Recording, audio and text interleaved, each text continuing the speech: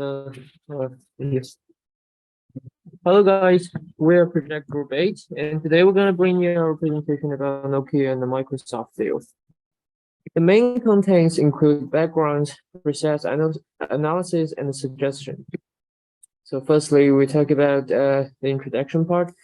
Well, the Nokia is a Finnish multinational telecommunication information technology and consumer electronics corporation. In 1998, Nokia was the world's largest mobile phone vendor. In the later 2000s, Nokia's mobile phone market share decreased due to the poor management decisions. And the Microsoft Corporation is an American multinational technology corporation producing computer software, consumer electronics, personal computers, and related service. It was the world's largest software maker and one of the big five American information technology companies. So on February 2011, Nokia announced that they established a partnership with Microsoft. But in September 2013, Nokia announced the sales of its mobile and devices division to Microsoft in order to avoid more negative financial problems. Let's move to the next part. The next part is process analysis. First is three key negotiation issues of Nokia. The first is mobile devices business. Second is HERE map business. The last is pattern of mobile devices. First is the mobile devices business. For Nokia, it would be ideal if Microsoft acquired all its mobile device business so that Nokia could receive more substantial fundings and diversified investment. Otherwise, Nokia will continue to suffer huge loss from fierce competition in the mobile devices business. Second is HERE map business. Nokia has no apparent intention to sell HERE map business and want to retain ownership. The best option for Nokia is issue Microsoft for a strategic license. In terms of patents, the best option for Nokia is issue non-exclusive patent license to Microsoft. Nokia only want to sell the patents to Microsoft when the price is high enough. And if Microsoft acquire HTC or other companies, the target price for Nokia is 5.5 billion euros for mobile devices business, and Nokia will retain ownership of HERE business and all patents. The better for Nokia is continue to have an exclusive partnership with Microsoft and get more investment. The better for Nokia is continue to execute the current contract, and the reservation price for Nokia is 1.6 billion euros for mobile devices. If Microsoft give up other companies, the target price for Nokia is more than 5.5 billion euros for mobile devices business, and Nokia retain ownership of HERE map business and all patents. Better for Nokia is release Nokia from exclusive partnership. What for Nokia is go to the court. The reservation price for Nokia is more than 1.6 billion euros for mobile devices. Microsoft side is interested in diversification and wants to enter the headset business. Its target is to buy all shares in Nokia, and its banner is to acquire HTC, Samsung, Huawei, or other mobile phone manufacturers. For the reservation price, Microsoft would pay 3.79 billion euros to purchase substantially all of Nokia's devices and services business, and 1.65 billion euros to listen Nokia's patents. However, the reservation price became vague after Nokia acquired 50% shares of NSN held by German Siemens.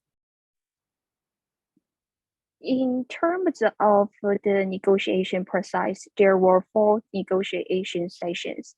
First, because of the large difference in valuation between the two parties, the negotiations were stalled. But soon, the CEOs of both sides made a review and eased the tension. So there was a second negotiation. During this time, they exchanged points of difference in valuation, and Nokia's mapping business was a focal point of the stalemate. But as time passed by, Nokia's performance fell short of expectation, which led to an unfavorable negotiating position. At the same time, Microsoft didn't want to see the decline of Nokia, so there was a third negotiation. Both CEOs agreed on the valuation of the deal, but dramatically, the Microsoft board rejected the deal. Anyway, the third negotiation showed good faith on both sides. Finally, a consensus was reached in the fourth negotiation. Nokia gained 3.79 billion euros for the devices and services business and 1.65 billion euros for the 10 years non-exclusive patent license agreement. So the total price was 5.44 billion euros.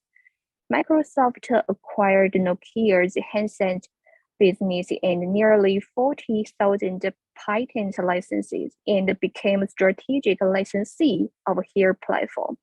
Nokia CEO Steven rejoined Microsoft. Next is about the analysis of the negotiations to success. Now let me analyze the success of Microsoft and Nokia negotiation. I think it has following reasons. Firstly, is focusing on their similarities and shared interests. On one hand, they have some similarities in business strategy. Microsoft had a diversification strategy who wanted to enter into the handset business. Nokia had a divestiture strategy for handset business just in time. Moreover, they had been long-term strategic partnership in 2011. We think these were important reasons the negotiation could be successful. On the other hand, the solution for hair map issue, which means the deal in a stalemate, had been always a big challenge for both sides. To break the dialogue, they changed their minds from division to focus on shared interests in the last negotiation, so the deal could be made quickly. Next is facing fierce market competition. Firstly, due to the fast-paced technological environment, short shelf life of products, and so on, both technology giants were facing intense market competition. Secondly, we can see Nokia's brand value had been on a downward trend from 2010. And worse yet, Nokia, during the negotiation, it had a sharp decline. Obviously, the delay of negotiation caused the pie to get smaller as time went by. Therefore, the sooner the deal is done, the better for Microsoft. Thirdly is using of strong partner and power sources. Microsoft had a strong partner like acquiring other handset brands, HTC, Samsung, and it had greater resources. Nevertheless, Nokia's partner and power sources were weak. If the negotiation was failed, it had to convert to Android, which would result in serious switching costs and might terminate partnership with Microsoft. So it had power sources to influence process more easily. So firstly is inventing the 4+4 negotiation meeting method. From the second negotiation to avoid too many external team members on the scene, this method had been invented by administrators, and thus each party only 4 representatives participated in the negotiation. Among them was a chairman, CEO, CFO, and legal director. All of both parties conducted talks separately, which greatly improves the efficiency and the effect of communication. Lastly is adopting a triangulation approach to valuation to improve the ability to negotiate with Microsoft. Nokia adopted this method to predict Microsoft's possible bid. The first angle was based on Microsoft's last quotation. The second angle was the acquisition price would be paid if Microsoft only acquired HTC. The third angle focused on the intrinsic value of Nokia, that is calculating the price at which Nokia shareholders were willing to sell handset business. As a result, there was no big difference in series prices, thus greatly enhancing the Nokia's confidence and persuasion of the quotation in the next round of bargaining power. Next part is a suggestion. Okay, next is the recommendation to both sides of this case. First, let's to see the perspective of Nokia.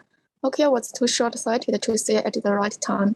Back to the first negotiation, Nokia's intention of selling its handset business was not firm enough.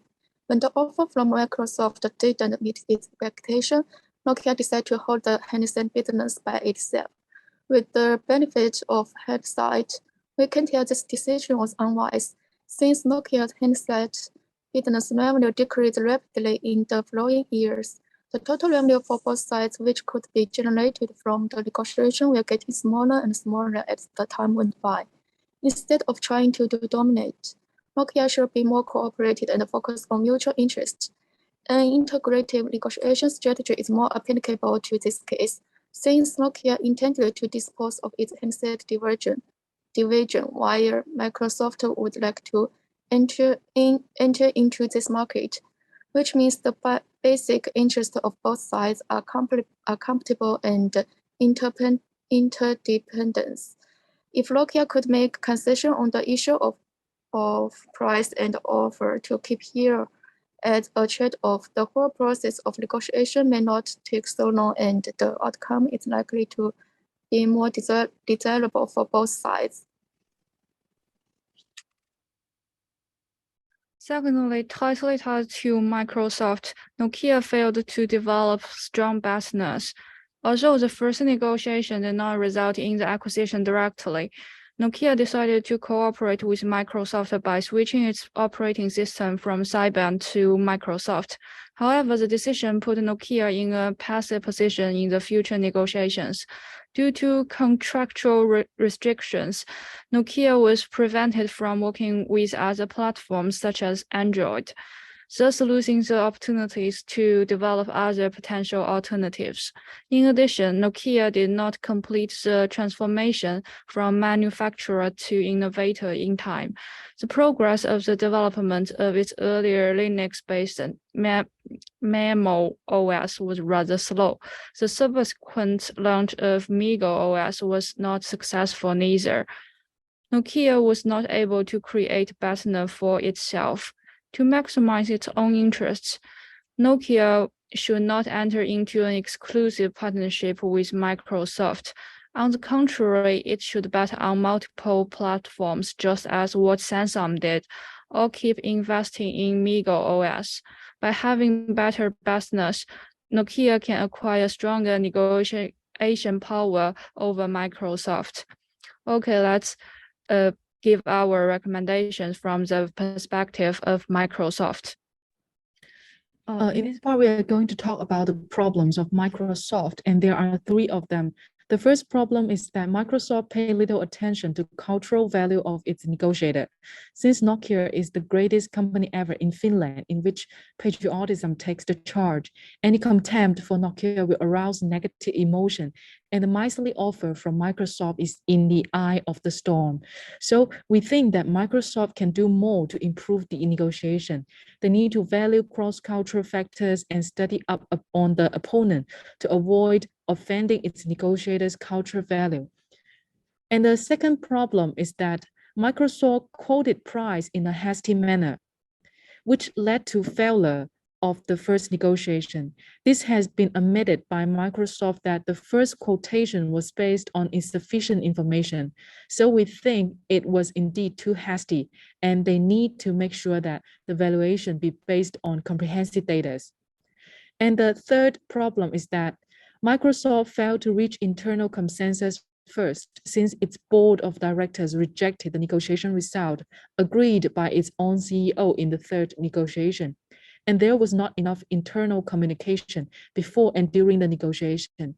We think before negotiation, there must be settled internal consensus about the issues like reserve price, partner, and something like that. During the negotiation, information should be passed timely with details, making sure that repetitive work is avoided. And that is all about our presentation. Thanks for your watching.